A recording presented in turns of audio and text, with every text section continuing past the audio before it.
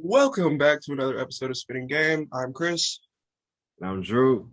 So listen, the biggest news just dropped. Julio Jones, Quintorris Lopez Jones, just signed with the Titans like yesterday, and he just landed in Nashville. And also, I need AJ Brown's powers of manifestation because my Bro, God, that is bro, this amazing, like when bro. I remember I was at work when that was going on, and I saw the trade happening on TV because they had ESPN on. I was like, "Yo, did they trade AJ Brown?" Because he There's was no all on social media talking about come here, come here. I'm like, bro, you better chill because they might trade you. thanks. But they found a way not to trade their star young wide receiver, add a veteran, one of the greatest of all time wide receivers, on top of one of the best running backs in the league If today. the best, like, and I would be real, it's Derek and Christian, like 1A and 1B. Like Yeah, Christian's a better, it's just because Christian's a better receiver, and I'm biased because I'm a Panthers fan, but 1A and 1B, it's Derrick Henry and Christian McCaffrey. But here's the thing, and this is just thinking, bro, they can beat Kansas City now because if their defense plays well, but even if their defense doesn't play well, you got a dude who can literally run, like churn the ball and just move the chains, move the chains, move the chains. Then so you're gonna have 8-man boxes against Derrick Henry. But then you've got a young stud in AJ Brown who I personally have always liked. And yeah, do I me too. I slightly like him better than DK because I thought he was a better route runner coming out of college, but like everybody was like DK. Everybody got lost in the DK hype. AJ Brown's that dude. No shade to DK. I also love DK Metcalf too. Like no shade to you, but I always just thought AJ Brown was a better route runner and like they needed more help.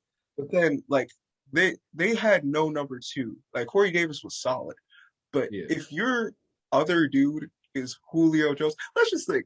As a Panthers fan, we were victims of one of the most embarrassing things ever. He put up 300 yards. I remember that game. I just looked at my phone and I saw he had 300 yards. It was my freshman year of high school. I will not forget. 300.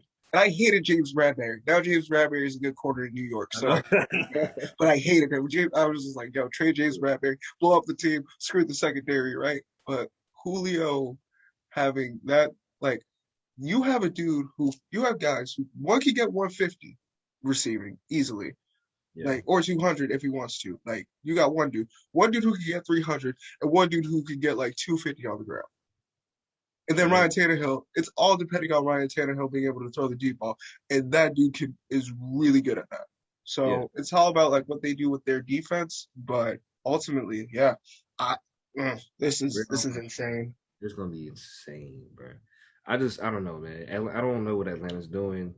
It's seeming like they're getting into the rebuild phase, which now I question. Okay, Why you would you got take Kyle Pitts then? That's what why I'm would you asking.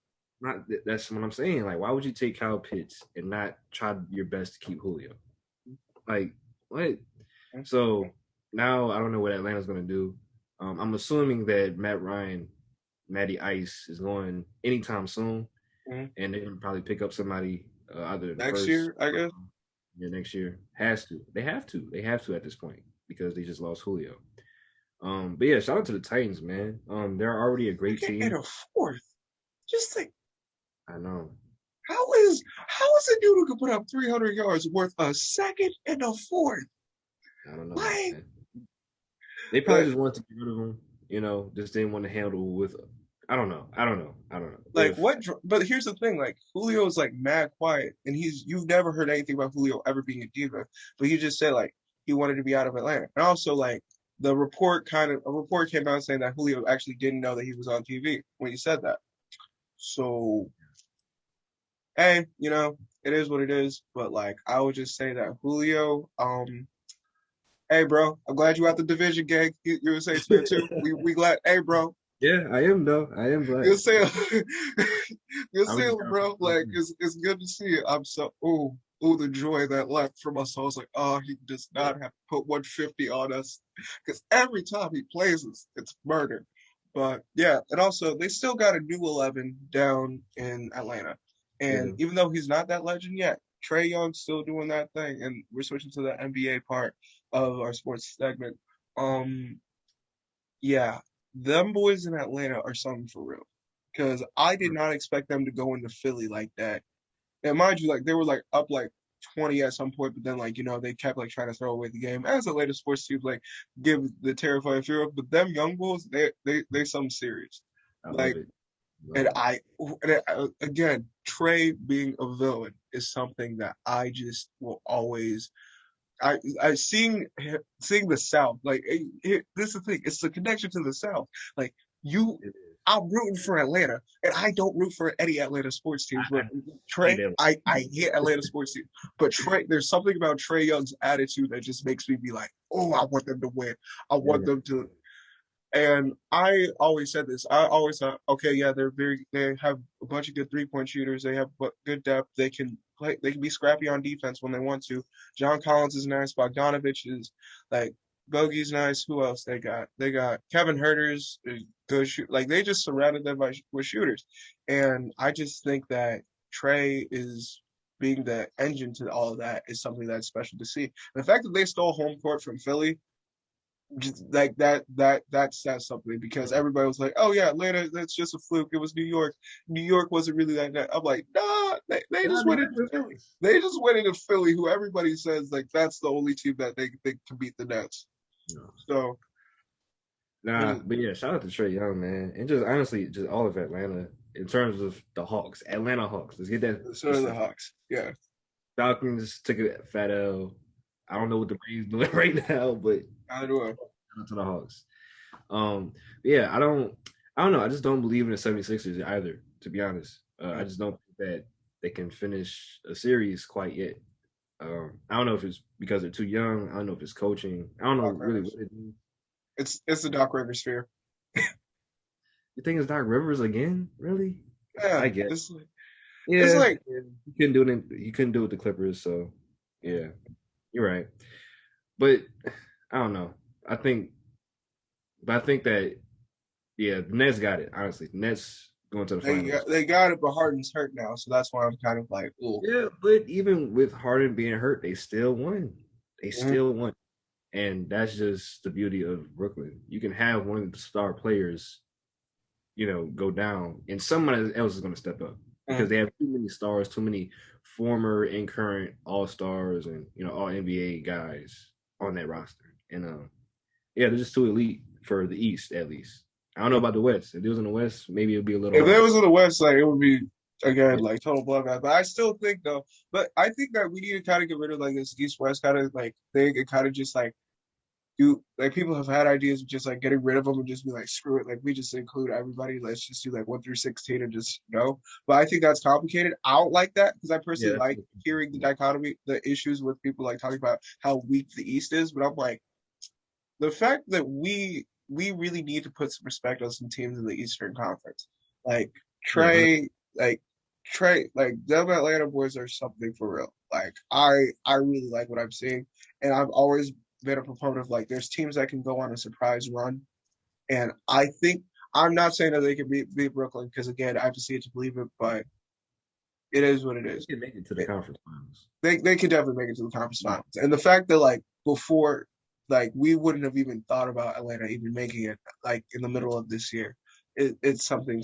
It's something to be said about that. But Yeah, let's talk about the fact that my Lakers are currently just residing in Cancun.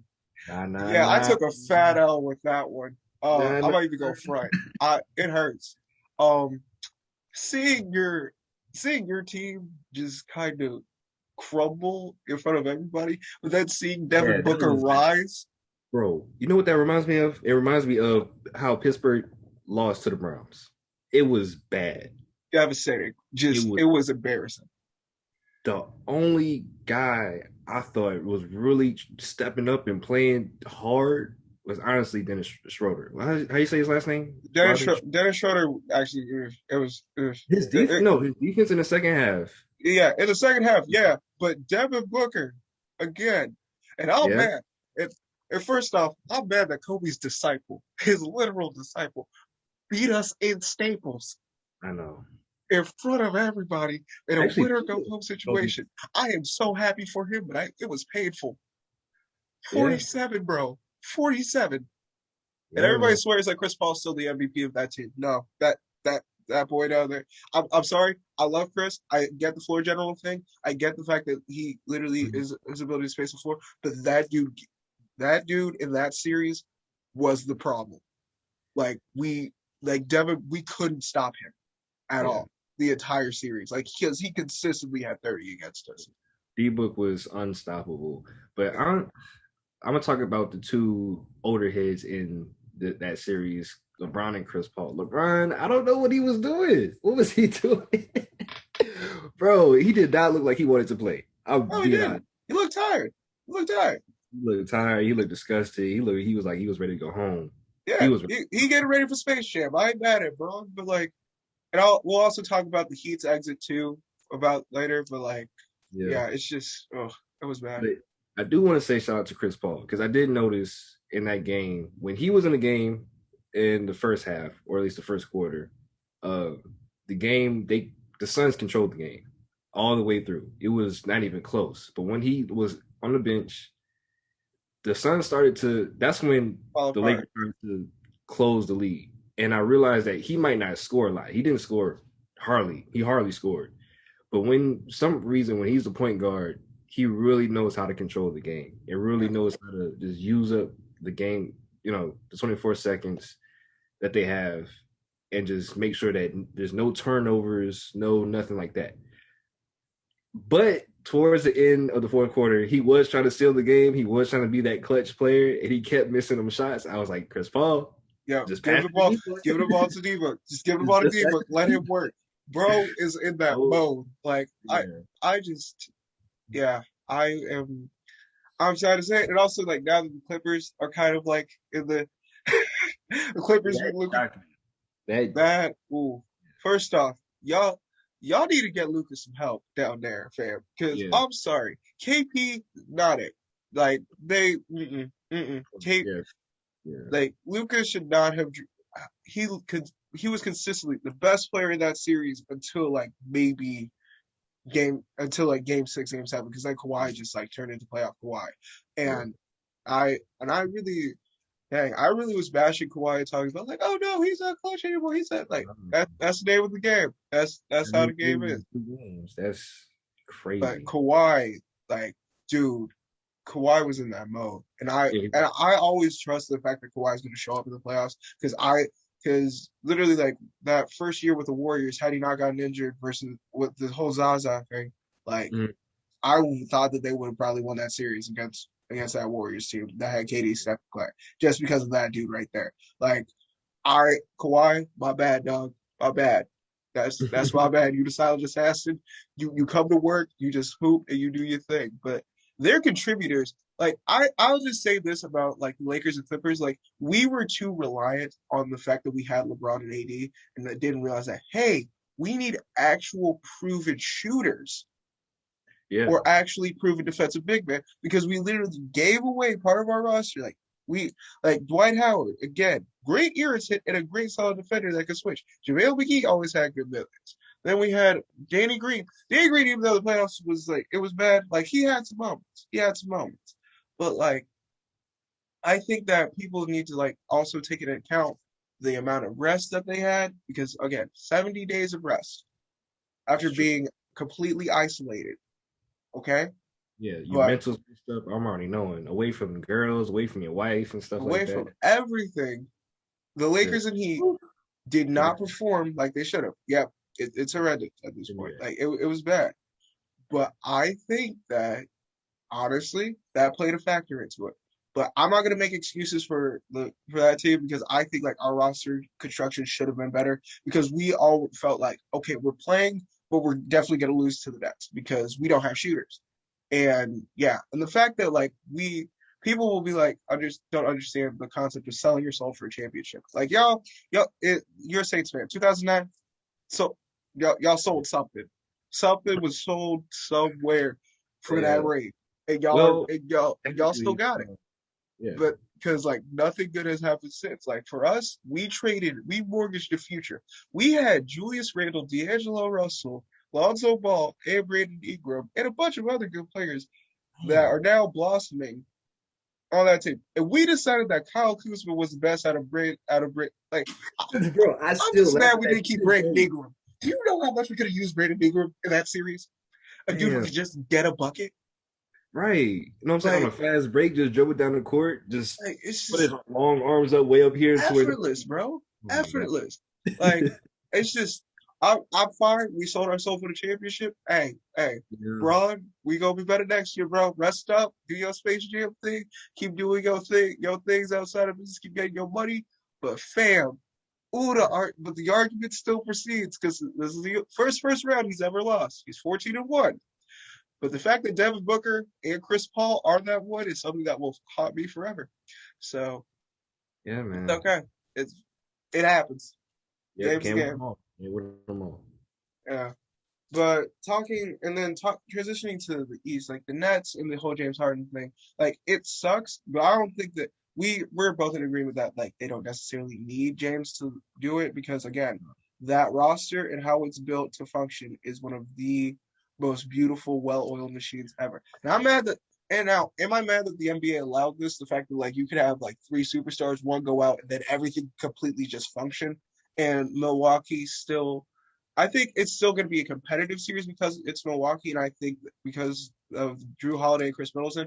But Giannis needs to be like another option. Like Drew and Chris Middleton got to Mhm. be those ones, and then have the other shooters around them. But I still think it's going to be a competitive series without James Harden because every single game they play like during the regular season was hella close. So, but I think that it's still going to be a closer series than people think it will be.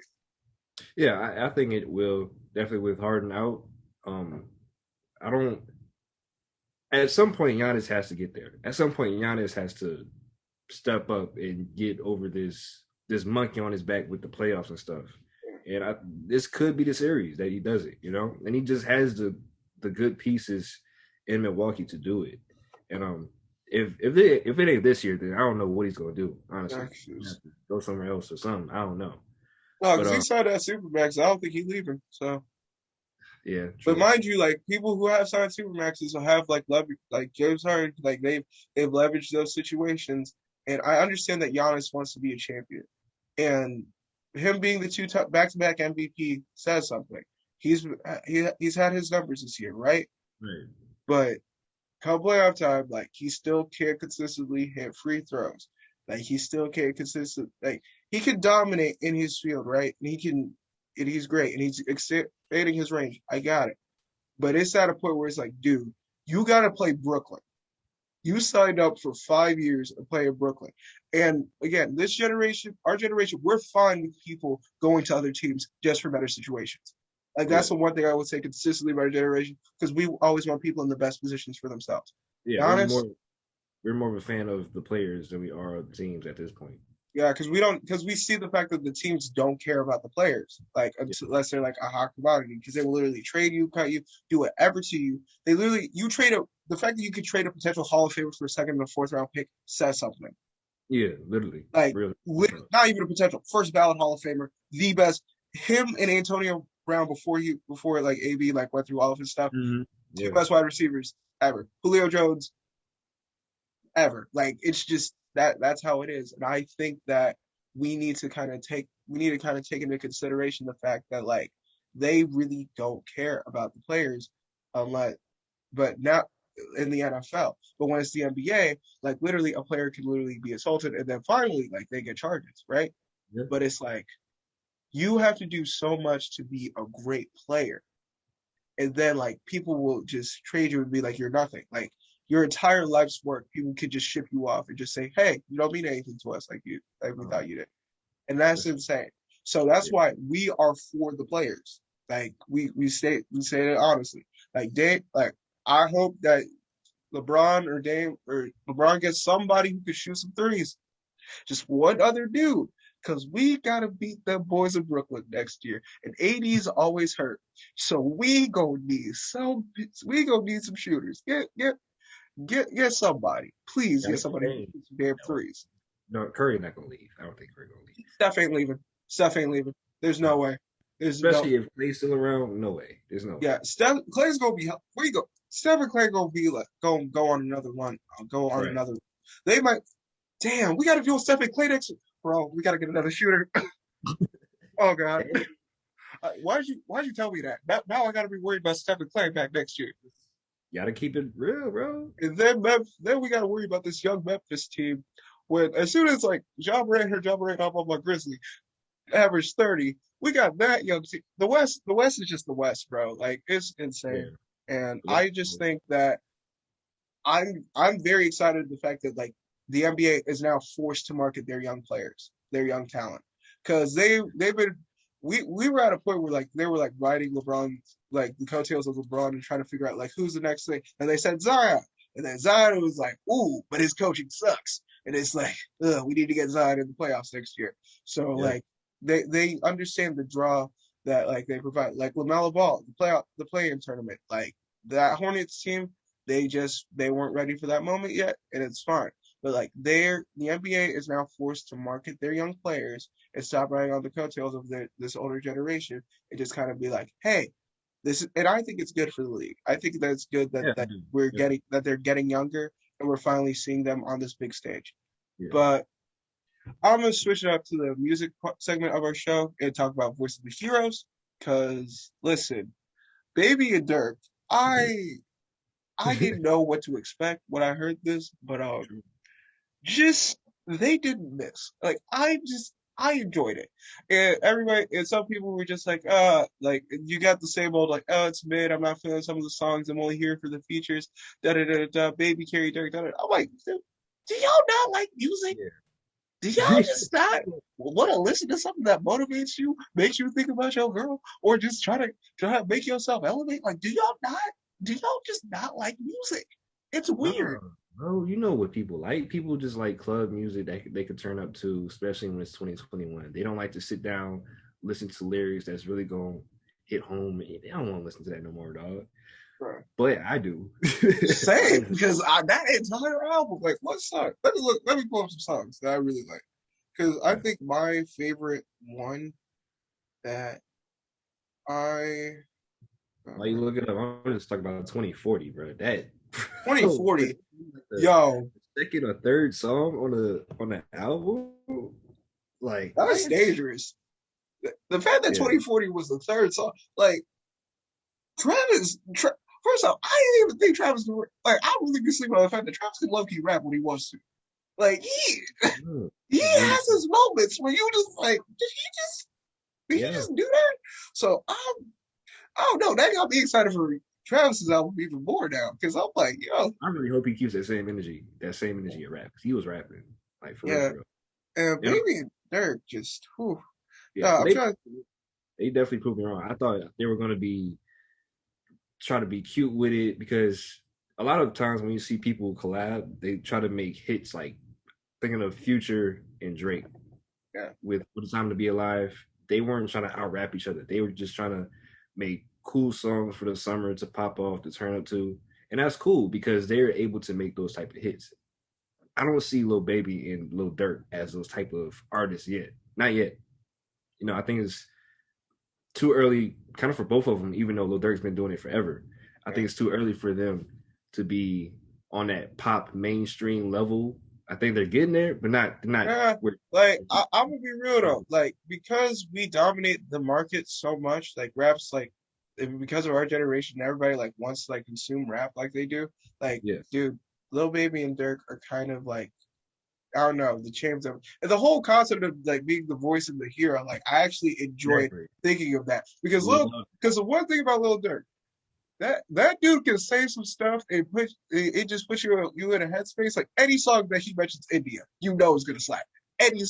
Every single one. When he's singing about that girl, you gonna feel you gonna feel something. Like and maybe being the hero, it's just the fact of like he taking this on his shoulders and being like, I'm gonna boss myself up and I'm gonna elevate regardless of like whatever I do. And Yeah, also I and this is and again, this is not a hyperbolic statement. I'm just gonna say I'm not comparing Watch the Throne to this, but like I was listening to Watch the Throne after like I listened to this, and I had the same feeling of just like black like our music is a form of protest, and like when there's like moments where like they collab and they come together so perfectly and so beautifully, and they Mhm. really mesh well together. That's our form of protest. Like if you listen to Watch the Throne, like it's literally Jay-Z and Kanye just flexing the fact that they're rich and black and they made it from everything. Right. Yeah.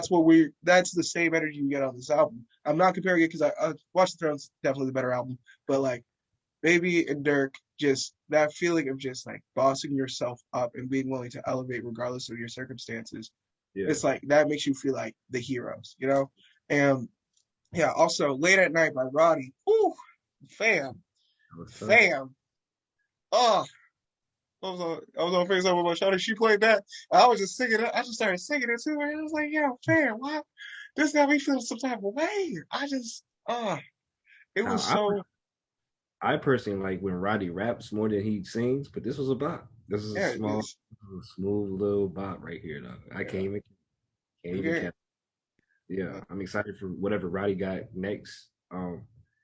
Yeah, him and also Meg was talking about Tina Snow's coming back, so she listened to the people because Bro, good news, whatever good news was terrible. I ain't gonna good cap. news was good news. It's just certain songs shouldn't have been singles, and then there's certain songs that were good. Like that's good No, news. Like it's that was not it, bro. it wasn't marketed as well as it should have.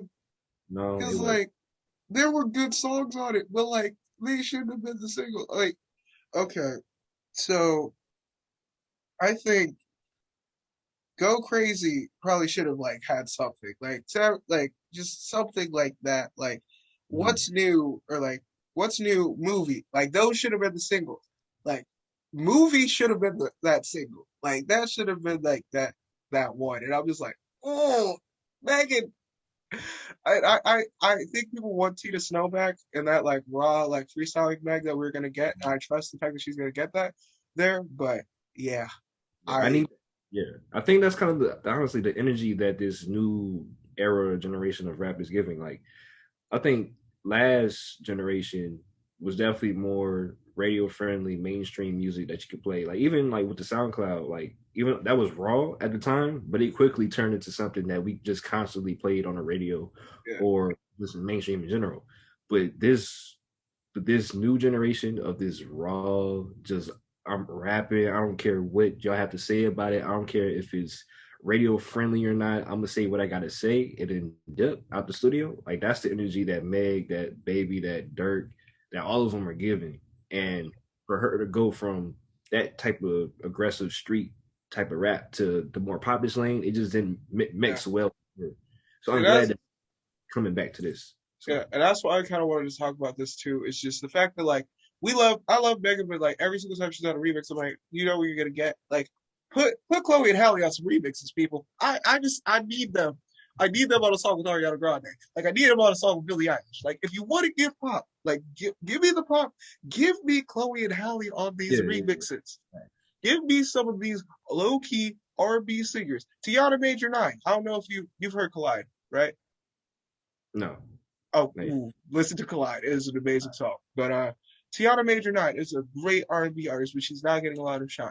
Like there is so many good like low key R&B artists that are out there that just I want them to get featured on stuff because I'm like, fam, their energy and what they're bringing is just it's different. yeah. And But you know yeah, why they're putting them on the songs? They're not marketable. They don't bring enough money like Meg does. And yeah, the reason why Meg does the songs is because she's getting so much money from it. yeah. So that's the only And reason why. but I will say that like and again, like do we understand the evils of this industry? Do we understand the fact that white people are literally like the ones controlling and mass producing this, and like literally the fact that even though Drake's massively rich, there is somebody signing his checks at UMG, and like I also wanted to talk about this in the music section because it's something I've been thinking about. Um, we need separating the artist from the art is difficult, so like sometimes it sucks, but you have to. Like, I personally, I have been notorious for saying this. Like, if I had Drake's money, I would love it, but I wouldn't want his lifestyle. Like, if I had the lifestyle of any rapper ever, J. Cole or Childish Gambino, because literally, here's what they do: they have an avid fan base, they know what they do, they're relatable, they're sweet, they care about their fan base. It's Mhm. homegrown. They actually put artists on Yeah, and like we need to talk about the fact that like the only person that's popping out party out of OVO is Party Next Door, like that. And the reason that Division left to Love Renaissance, like we need to like ask those questions because I'm like, I see Drake and I understand like he has a bunch of songwriters and ghostwriters, and I'm fine. Everybody collaborates. I I know that I'm pretty sure he writes his music because everybody collaborates, everybody ghostwrites. Like it's not a flex anymore. Like everybody collaborates, everybody's inspired by somebody. But Drake Drake the reason why the weekend succeeded like the weekend did is because he was like, okay, I don't need to sign an OVO because I understand I'm gonna be a ghostwriter, I'm gonna be shelved off somewhere. And we wouldn't have the weekend if he wasn't willing to be like, hey, Drake, I love you, bro. I'm gonna still support you. You do your thing, I'm gonna do my thing. And that's cool. That's what we need to look at artists and understand we gotta separate them from the art. The reason why J. Cole is so successful and why people love Dreamville way more than OVO or even TDE is because their artists are homegrown, they're a family, they're all together and they mob together and all of them are talented. You can have a legitimate argument that who's a better lyricist between JID and J. Cole. You really can. You can. Yeah, I love that. And they are every time they get on a song, they're gonna try to prove to you which one is better. Who's the better one? And it's like Earth Gang. The fact that Olu and Wild Great, like fam, those two are our generation's outcasts because they're insane and they're off the wall and their flows are crazy. But like the melodies, it's like they're both Andre 3000, if that makes sense. So they have two Andre 3000 archetypes. Then they have a generational R&B singer in Ari Lennox. Bro, that's all on one label. And also, this is forgetting to mention the fact that they have Lute and they have a bunch of other artists that are still there, and Boss too. Like they have a bunch of people on that label. That's why everybody loved Revenge of the Dreamers 3, because J. Cole was like, hey, I'm gonna put all these artists on. All artists I'm pretty sure that people who are fans of me will love. And I started listening to them, fam. It's insane. Yeah, J. Cole knows music. I think he knows music better than people give him credit for, you know? Like, yeah, I don't know. Maybe it's the money that he doesn't have enough money behind these artists to really push him like he could, maybe. I don't know. I feel like they just should be in the mainstream at this point. No, I think Ari's for sure in the mainstream. Ari is, but Ari's in the mainstream. I think Jid's definitely, like, people say that Jid's still underground. I'm like, nah, everybody was listening to DiCaprio too. Really like, close. But Earth Gang's getting in the mainstream, and I think Ghetto Gods is gonna kind of push them. But like, you need to listen to Collide because actually, I think that was nominated for a Grammy or something. Because that's like an actual like good R&B collaboration between him and her. Because like, first off, that man can sing, like it's insane. But yeah, and so now I'm switching to the real spill section, and this is me on my petty way because I've noticed like this is like starting a relationship, like people always want what they can't have, what they don't have access to. Like people want information about your relationship. People want to feed into this. And it's the same thing with social media. It's why people, like anytime somebody cheats on somebody, you see thousands of Twitter think pieces between men and women of just like, oh my gosh, he did this, she did this. Everybody still wants to know what happened on the elevator between Solange and Jay-Z. And it's been like, and they dropped Everything Is Love. They are fine, okay? Like they literally dropped Everything Is Love and said everything is good. But it's the fact that some people that you know and you see will literally try to like see what you have and be like, hey, like let me, like I'm trying to like get privy to this, like oh da da da da da. And I think that people need to honestly understand that you need to take a step back and respect people's relationships. Like this, like bam. You can't just like be willing to just come in and be like, oh my gosh, like he's so that, like he's so this, he's so that, like because it's weird. And this is both men and women. Like I'm not saying like this is just like because some people will literally see happy relations, see happy homes, and be like, hey, let me step. I got the guard dogs out here. We crazy out here. Like like we don't play that on this side. Like it is for real. And also, this is one thing that I want this generation to kind of take away from me. Do not listen to me about relationship advice. Do not. I'm not the one. I just know what I know. I ask old people. Do you want me to be honest? I ask seasoned veterans. I ask people who've been putting in 10, 20, 30 years of work with their significant other. I don't ask anybody in this generation. Like I have to be like, hey, I'll go up to them. Are you married? Boom. Ask them how it is. And consistently, it's just like honesty, trust, and all of that, right? Ask old people. Don't ask anybody young, anybody single, anybody who has a YouTube following, like or like a Kevin Samuels or something. So, That's like random. anybody who has too much of a YouTube following, just fam, are they in a relationship? And if it's private, it's private. Cool. But like, how long have they been in one? How like what are the keys to that thing? And people don't, and that's what I'm saying. Like if y'all are coming to me for relationship advice, I will give it. And typically it works because I know myself. I'm just like mad emotionally intelligent, and it's like the best thing about me. But I just think that people need to realize that take a step back. Like I'll just take a step back and realize I'm not supposed to be somebody's hero. I'm doing this because this is my passion. This is what I want to do growing up. I've always just wanted to talk to people just about sports and music because it's something that I love. Like I hyperfixate on a bunch of shit.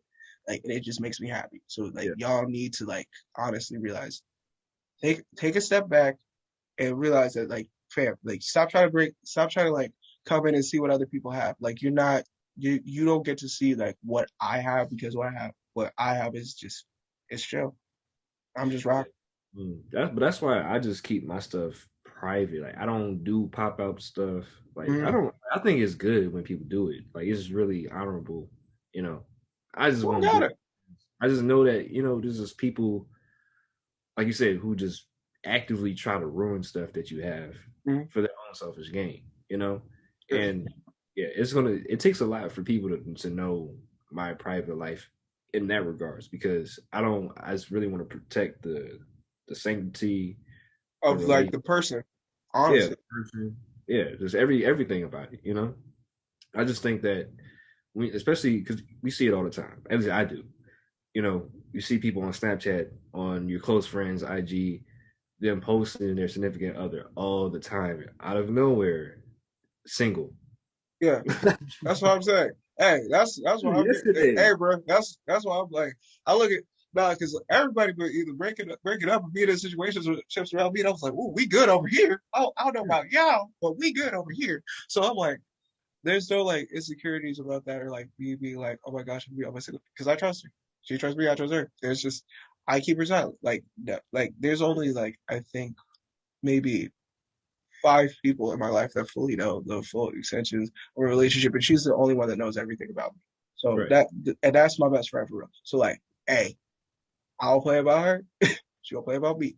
So Right. all y'all who are just trying to be like, oh my gosh, he's tough, he's happy. Mm-mm, mm-mm. Both of us are crazy. Both of us. Both of us. Mm-mm. I think that's She'll why. play. Yeah, people just got to keep it private because as soon as you say anything bad about your significant other, it's like a power vacuum. It's just like They just it's start coming in, dude. It's just like, oh, what can I do to heal him? What can I do to make it better? Like I keep seeing TikToks of just being like, hey, bro, I can't like where girls will literally be like, hey, bro, I can't die. I can't die because honestly, I know how many girls are gonna be in his DMs. Like, oh my gosh, how can I help you? So I'm like, hey, fam, I'm like, yeah, that's real. It's just you yeah, gotta have people don't understand that like that trust in your partner is key. Like I have that trust. I have that trust with her. She has that trust with me. But I just know, hey fam, she don't play about me. So yeah. like, That's a mm.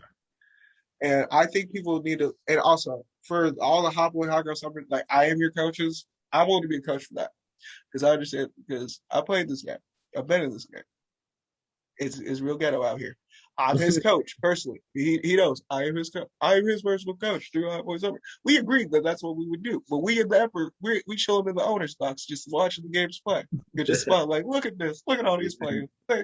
Uh, they having a good time out here because I want y'all to have a good time. Like if y'all feel like like relationships don't work for y'all, don't do it. If y'all feel like that, don't do it. But yeah, for me, like the realest spill that I know is just you gotta talk to older people about relationships and talk to old people who have been together and been married because they will like literally like the cook at my work, the chef at my work, like she literally said that she's been married to her husband for 10 years. They haven't had one disagreement just because they were honest with each other. But everybody loves to talk about this toxicity, this Brett Fires of like being unbothered. Da, da, da. Fam, listen to some Brett Fires songs and tell me that he wants to be unbothered. Tell me that. Like yeah. we don't realize that the artists that we listen to are literally in pain, but we just listen to They're them. a mess. They are a genuine mess, and they make Yeah, their mess so amazing. Like they listen. literally, If you listen to Hendrix by Future, everybody says that's his best album. That's one of my favorite albums ever. You know what? But that man is going through some things. yeah, Like bro. They the all are. weekend in Toronto, the man was a literal drug addict. Still might be. Cocaine We don't addict. even know. We Okay. don't even know. But you Cocaine addict. listen to After Hours, that man is dying. But we're like, hey, we vibe in blinding lights. Like, damn, they Like are I done. remember, like Dirk was just saying, I was sipping. Well, I sipped Wokeisha so much it made my stomach like big. You know, Wokeisha being lean, Yeah, like it's a problem. Like like these, it's a they real are telling y'all that it's a problem, but y'all are just like, hey, we vibing. Like, I don't know if you see that scene in like Rick and Morty where it's just like, hey, like this is not a dance. I'm begging for help. I'm screaming for help, and then yeah, they just keep doing that. And that's yeah, what we do as this generation, and it's toxic as hell because I'm like, this is like they're actually in pain and willing to share it with us. yeah. And it's not like they're glorifying it. They're telling you about their They're telling problem. y'all like, It just this, sounds so amazing that we're just like, yeah, okay. yeah, like, hey, we vibing. Lil Wayne Like, on screen just said, I done relapsed, but like he literally said he relapsed. Like I don't want Wayne to relapse after all them seizures he had a couple facts. years, but Like, sounds I'll good. make you cry when I run away. I make you cry some other day. Save your tears for another day. Like, fam, they are not okay. Yeah, So they're we need to stop. Like, that's the one thing that I want, like, this real spill section to be like, you can want the toxicity vibes and just be like, be like emotionally draining to your partner. Y'all can have that. Keep that over there. Keep that with y'all. Like, where I'm at, uh-uh. right. Like I don't want somebody who's going to drain me and just make me feel like feel just like, oh my gosh, like I have to always like it has to be like, hey, I'm picking up your crown, you're picking up mine. Let's keep going. Let's keep this pushing. Mm, Because nobody's willing to realize that. Like the reason why we love Over It so much, and again, like this is another thing. I'm sorry I'm going on a tangent, but I really feel passionate about this. Summer Walker in Over It, the reason why people consider that one of the best R&B albums of all time, she's literally talking about her relationship with London on the track. The entire album. yeah. The entire album is about their relationship. He thought he And got a it producer is, too. That's funny. yeah, and they every other week they got something going on. And she's giving her baby hopes and dreams for food. And it's just like, That is strong, damn. bro. Yes, I just said hopes and dreams. Give it a fantasies and affirmations just for her baby. And I'm like, fam, no, that's not no. I just Poor child. yeah, again, that's not my baby. That's not my baby. But I'm like, summer, summer, summer, please. But I just think that when it comes to understanding these artists, like we need to understand that they speak from a place of pain and they're willing to share it with us because they try to find people that relate to it. And that's who their true fans are. Yeah. Like that's why I want Kanye. I never want a new Kanye album again because literally he burnt himself out and his mental health is was literally terrible. Because Yeah. after he lost his mother but mind you, he went on that run. It was like that run. Now we got we got 808s and Heartbreak and My Beautiful Dark Twisted Fantasy. Then people say Yeezus. Then people say Yeezus about Life No. of Pablo, and I'm just like, it is what it is. It is what it is with Yeezus and Life of Pablo. But yeah, he still makes great music, and I get that. But we need to stop asking and begging artists to release when they might not be in a good headspace.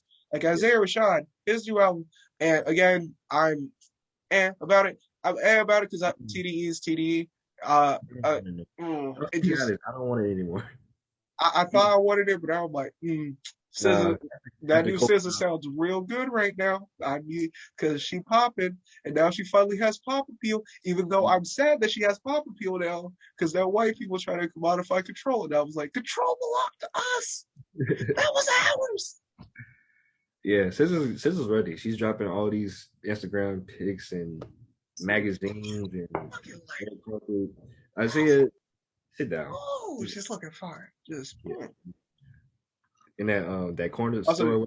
and yes, I can legally say that. Like legally, yes, I can say that. So before y'all be like, oh my gosh, he said SZA's cute. She know. She know. Very, She yeah. know. Like again, date somebody with sound horror movie logic. Like stuff get real because it's just people don't understand that. Like they date somebody with sound logic who would like think stuff through with you. Like Yeah, it's easy. that's But fair. yeah, I just think that like the realest spill that I'm seeing is the fact that like we want to be these artists and glorify them and be lift them to elevate them to certain heights and where they're gods. But then like when we see that they're actually human, we criticize them and then we try to put them into this little box where they fit in their lives. I like all music just because I just see the artists as just people who want to create some music. They just create some vibes. Yeah, Like and those are the coolest people to me. I think that people need to understand that and get that and glean that. But I'm just excited, and this is like a wrap up and like gonna talk about what to expect next episode because I think that we kind of need to like give like AFC NFC hierarchy of who we think like are like actually gonna be like in the championships in a couple of years. And then I also want to talk about just like how our culture is not meant to fit a binary, and that's something that I'm like really intrigued and delving in on very. because it's something that I saw a God level take, and I really want to find the creator's name so I can like boost it everywhere. But yeah, so this has been Spitting Game. I'm Chris. I'm Drew. Have a great day. Peace.